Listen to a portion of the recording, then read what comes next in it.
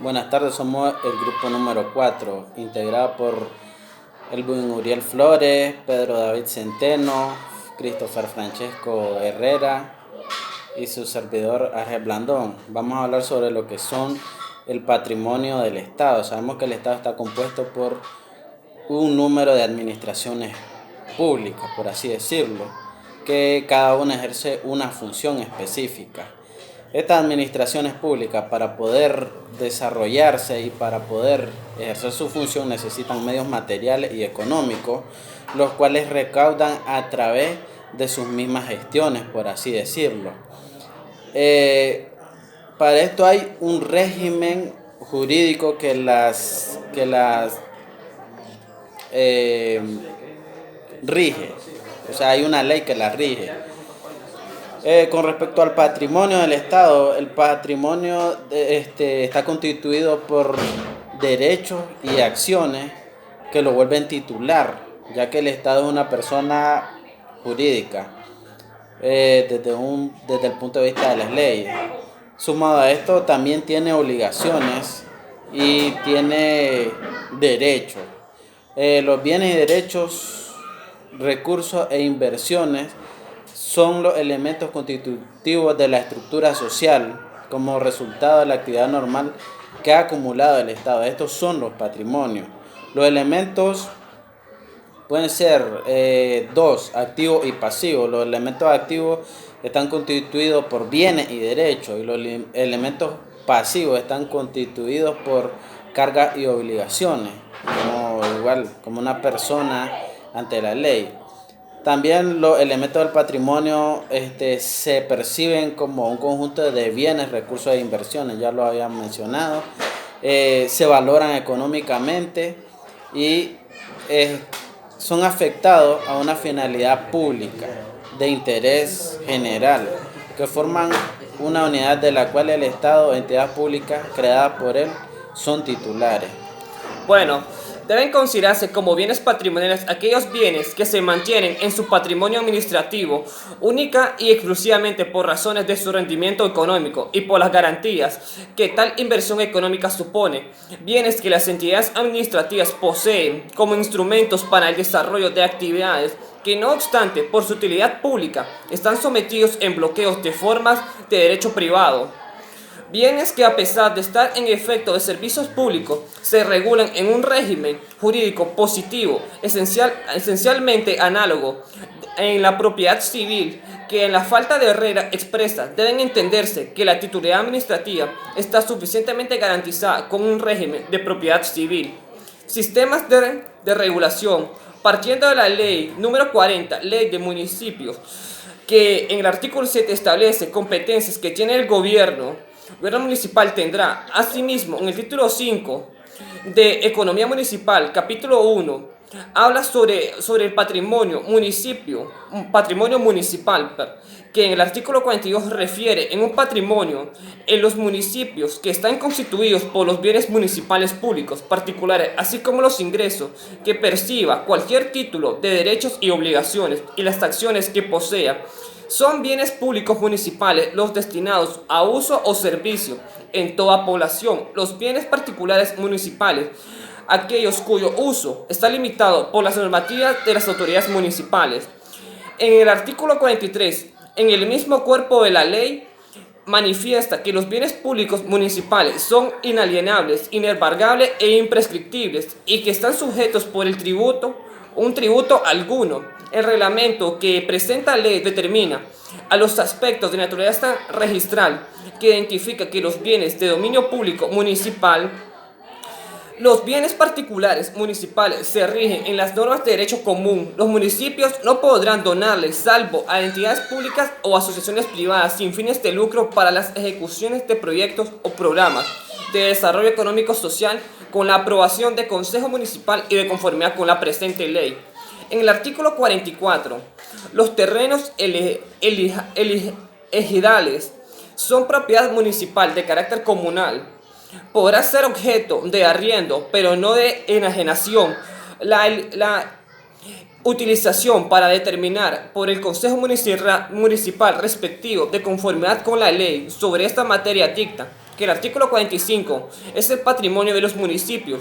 En su gestión administrativa serán fiscalizados periódicamente en la Contraloría General de la República, de conformidad con la ley y la materia.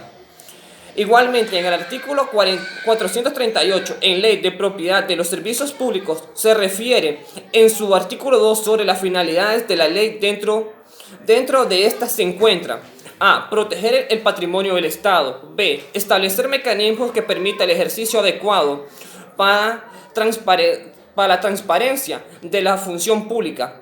Prevenir y corregir actos u omisiones que puedan ocurrir en los servicios públicos que afecten el correcto desarrollo de la función pública. Consecuentemente, en el artículo 5 de los principios fundamentales establece que en el servicio público, en el ejercicio de su cargo, deberá observar a los principios siguientes.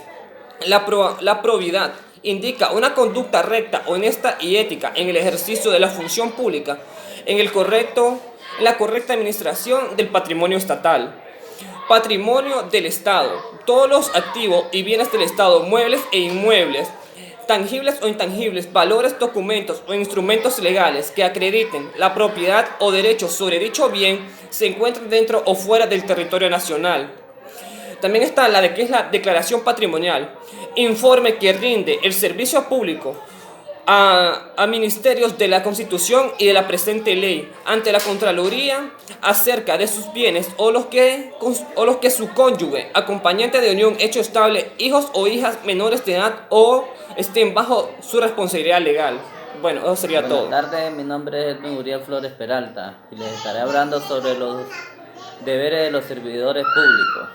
En el artículo 7 dice que sin perjuicio de lo que estipule la ley de la materia, los servidores públicos están obligados a cumplir firmemente sus obligaciones en el ejercicio de la función pública, observando la Constitución política y las leyes del país. Vigilar y salvaguardar el patrimonio del Estado y cuidar que sea utilizada debida y relacionalmente de conformidad con los fines a que se destinan. Ejercer la función pública a favor de los intereses generales de la sociedad, atender y escuchar las peticiones y problemas del administrador y procurar resolverlos. Usar las horas laborales únicamente para cumplir con las obligaciones que le fueron encomendadas de acuerdo a la naturaleza de sus funciones. Presentar y declarar patrimonio y cualquier aclaración que la misma le solicite a la Contraloría conforme a lo establecido en la ley. Abstenerse de participar en actividades o interés incompatibles con funciones. Desempeñar la función pública sin discriminar en sus actuaciones a ninguna persona por razones de nacimiento, nacionalidad, crédito, raza, sexo, idioma, religión, opinión, edad, posición económica o condición social, ni dar tratamiento preferencial a persona alguna. Poner en conocimiento ante su superior autoridad correspondiente los actos que puedan causar perjuicio al Estado y que conozcan por la naturaleza de las funciones que desempeñen. Utilizar la información a su cargo exclusivamente para fines propios del servicio en ocasión del ejercicio de sus funciones. Colaborar con las actuaciones de la Contraloría u otras instancias de la administración pública cuando se le quiera desempeñar la función pública sin obtener beneficios adicionales prohibidos por la ley, los demás que establezcan las leyes especiales de la materia. Proceso administrativo de las instituciones del Estado y el proceso administrativo de los gobiernos locales. Dentro de este punto encontramos la normativa y el procedimiento para la determinación responsabilidades, estableciendo que en los artículos 154 y al 157 de la Constitución Política de Nicaragua se encuentran reguladas las funciones, deberes y obligaciones de la Contraloría General de la República en relación al sistema de control previo y sucesivo de la administración pública y fiscalización de los bienes y recursos del Estado, específicamente en el artículo 156 de la misma Carta Magna. Instituye en la Contraloría General de la República, sometida solemnemente al cumplimiento de la Constitución Política y las leyes. La ley correspondiente determinará su organización y su funcionamiento. En procedimientos, reglamentos, regulaciones, manuales generales y especializados, guías metodológicas, instructivos y demás disposiciones necesarias para la aplicación del sistema de control y fiscalización a la determinación de responsabilidades. La Contraloría General de la República está plenamente facultada para dictar normas dentro del marco de sus competencias para el cumplimiento de sus atribuciones constitucionales basadas en lo anterior. Consejo Superior de la Contraloría General de la República, en uso de las facultades que le confiere la Constitución Política y las leyes orgánicas de la Contraloría General de la República y del sistema del control de la administración pública, fiscalización de los bienes, recursos del Estado en sesión ordinaria, número 686, de las 9 de la mañana del día 3 de junio del año 2010, por unanimidad de voto, aprobó que sobre el proceso administrativo de audiencia se encuentran regulados en el título 1, capítulo 1 de la mencionada normativa, estableciendo en el artículo 1 que el Consejo Supremo de la Contraloría General de la República ordenará a la Dirección General de Auditoría la realización de auditorio gubernamental y que refiere el numeral 1, artículo 9 de la Ley Orgánica de la Contraloría General de la República y Sistema de Control de la Administración Pública y Fiscalización de los Bienes y Recursos del Estado, para lo cual se emitirá la respectiva credencial. Tipos de responsabilidad. Responsabilidad administrativa. La responsabilidad administrativa de los servidores de las entidades y organismos públicos se establecerá sobre la base del análisis que se le hará del grado de inobservancia de las disposiciones del ordenamiento jurídico relativas al asunto en que se trate y sobre el incumplimiento de las atribuciones, facultades y funciones, deberes y obligaciones que les competen por la razón de su cargo o de las estipulaciones contractuales y especiales de aquellos a que se refiere el título 6 de la Ley Orgánica de la Contraloría General de la República. El artículo 12 nos habla un poco de la responsabilidad civil. Se determina de forma privativa por la Contraloría General de la República cuando, como resultado de la autoridad gubernamental, se hubiera determinado que se ha causado perjuicio económico al Estado o a las entidades públicas como consecuencia de la acción u omisión de los servidores públicos o de las personas naturales o jurídicas o de derecho privado relacionado con el uso de fondos gubernamentales. Conclusión. El punto de partida del estudio de los bienes patrimoniales se sitúa en el Código Civil, ya que se establece que los bienes son el dominio público de propiedad privada. Por su parte, se establece que tiene el carácter de propiedad privada todos los bienes pertenecientes al Estado que no sean de dominio público. A su vez, los bienes de las provincias y de los pueblos que se dividen en bienes de uso público y los bienes patrimoniales, preceptos que se completan al estipular que son bienes de uso público en las provincias y los pueblos, los caminos,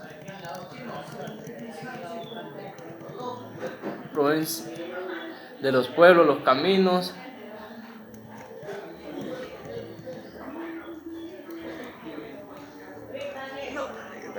herencia de los pueblos se dividen en bienes de uso y bienes patrimoniales, precepto que se completa al estipular que son bienes de uso público en las provincias y los pueblos, y los caminos provinciales y los vecinales, las plazas, las calles, las fuentes y la agua públicas y los paseos y obras públicas de servicio general costado por los mismos pueblos o provincias. Todos los demás bienes que unos y otros posean son patrimoniales y se regirán por las normativas legales.